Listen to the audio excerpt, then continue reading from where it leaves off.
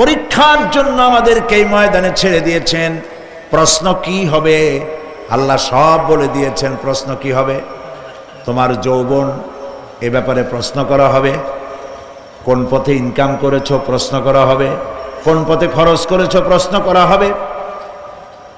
দ্বীনের ইলম যতটুকুন হাসিল করেছিলে তার কতটুকুন নিজে পালন করেছো, আর দ্বীনের দাওয়াত কতটুকুন মানুষের কাছে পৌঁছায়ছো। প্রত্যেকটি ব্যাপারে কিয়ামতে আল্লাহর কাছে জবাব দিতে হবে।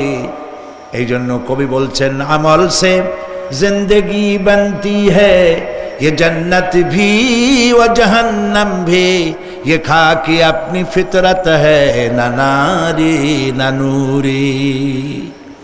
মানুষের জীবন আমল দিয়ে গঠন হয়, আমল দিয়ে জীবন গড়ে, নইলে এই মাটির তৈরি দেহ জান্নাত আর জাহান্নামের কিছু দিয়ে তৈরি হয় নাই। আপনি ইচ্ছে করলে দেহটারে জাহান্নামের জন্য উপযোগী করতে পারেন, ইচ্ছে করলে এই দেহটাকে জান্নাতের জন্য উপযোগী করতে পারেন। এটি আপনার ইখতিয়ারে আল্লাহ দিয়েছেন।